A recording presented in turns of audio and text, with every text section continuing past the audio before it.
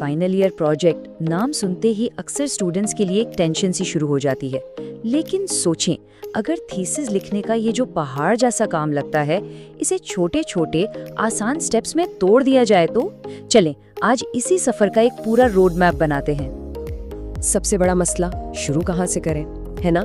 सामने एक blank screen होती है, दिमाग में हजारों आइडियाज घूम रहे होते हैं और समझ नहीं आता कि पहला लफ्ज क्या लिखें। देखिए, ये फीलिंग बिल्कुल नॉर्मल है, लेकिन हर बड़े काम का आगाज एक छोटे से कदम से ही होता है। तो आइए मिलकर समझते हैं कि वो पहला कदम क्या होना चाहिए। तो इस पूरी गुफ्तगू का मकसद ही यही है कि इस मुश्किल नजर आने वाले रास्ते को बिल्कुल आसान बना दिया जाए।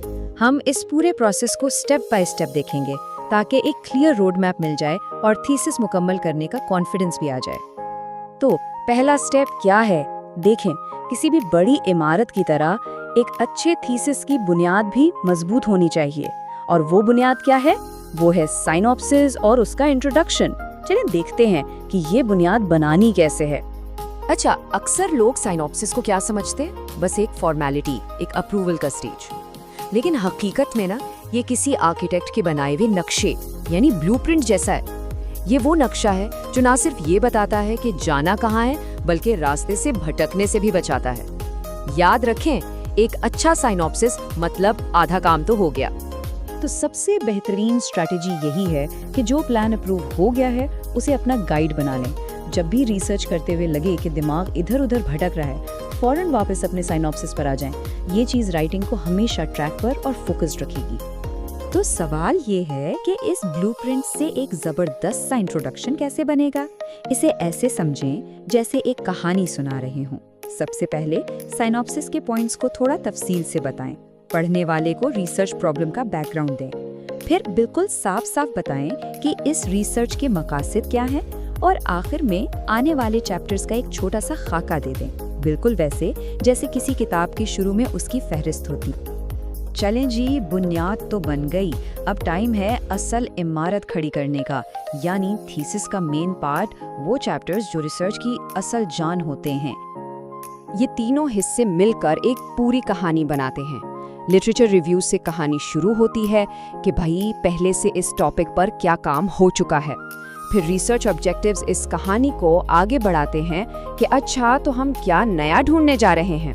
और आखिर में मेथोडोलॉजी इस कहानी का प्रैक्टिकल हिस्सा है कि ये सब कुछ ढूंढा कैसे जाएगा। एक बहुत बड़ी गलती जो लोग करते हैं वो ये कि लिटरेचर रिव्यू को सिर्फ एक समरी समझ लेते हैं। नहीं, ये एक पजल को सॉल्व करने जैसा है। इससे ये साबित करना होता है कि जो इल्मी तस्वीर पहले से मौजूद है उसमें कौन सा पीस मिसिंग है, और फिर ये दिखाना होता है कि की जाने वाली रिसर्च ही वो गुमशुदा टुकड़ा है।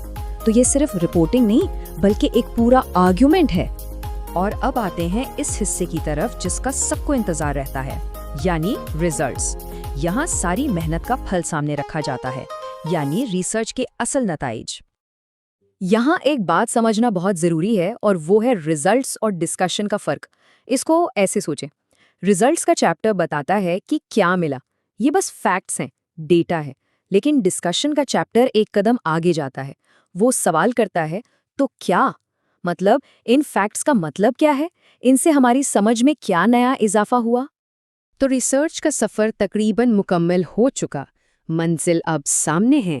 अब वक्त है कि इस पूरे सफर को एक ऐसे जबरदस्त कंक्लूजन में समेटा जाए जो पढ़ने वाले के जहन पर गहरा असर छोड़े।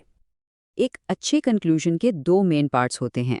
पहला, एक शॉर्ट और टू द पॉइंट समरी जो सबसे अहम फाइंडिंग्स को दोबारा बताए, और दूसरा फ्यूचर रिसर्च के लिए रिकमेंडेशंस। इससे पता चलता है कि ये काम सिर्फ यहीं खत्म नहीं हो रहा बल्कि आगे के लिए भी रास्ते खोल रहा है। काम तकरीबन हो ही गया है, लेकिन याद रखें आखिरी स्टेप्स अक्सर सबसे ज्यादा अहम होते हैं। यहाँ एक छोटी सी भी लापरवाही सारी मेहनत पर पानी फेर सकती है। तो सबमिट का बटन दबाने से पहले ये फाइनल चेकलिस्ट लाजमी है। क्या फॉर्मेटिंग शुरू से आखिर तक बिल्कुल एक जैसी है? क्या सारे रेफरेंसेस ठीक स्टाइल में हैं? क्या एक एक लफ्ज़ को प्रूफ रीड कर लिया है? और सबसे अहम, प्लेजरिज्म स्कैन हो गया है? ये आखिरी टच रिसर्च को एक प्रोफेशनल डॉक्यूमेंट बना देता है। और आखिर में चलें कुछ ऐसी कॉमन मिस्टेक्स पर भी नज़र डाल लेते हैं जिनसे बचना बहुत ज़रूरी है। इनसे बचने का फ़ायदा ये होता है कि ना सिर्फ ग्रेड्स अच्छे आते हैं बल्कि सुपरवाइज़र पर भी एक बहुत अच्छा इंप्रेशन पड़ता है। यहाँ एक बहुत अहम बात है। एक बहुत ही ज़बरदस्त आइडिया भी अगर उसे ठीक से साफ सुथरे तरीके से पेश ना किया जाए तो उसकी वैल्यू कम हो जाती है। क्लियर राइटिंग और एक लॉजिकल स्ट्रक्चर ही वो चीज़ें हैं जो रिसर्च की असल कदर को सबके सामने लाती हैं। तो आखिर में बस यही बात है कि इस प्रोजेक्ट को एक बोझ ना समझें। ये एक मौका है। ये इल्मी दुनिया में अपनी कंट्रीब्यूशन देने का पहला कदम है। असल सवाल तो ये है कि इस रिसर्च के ज़रिए दुनिया को क्या नया बताया जाएगा।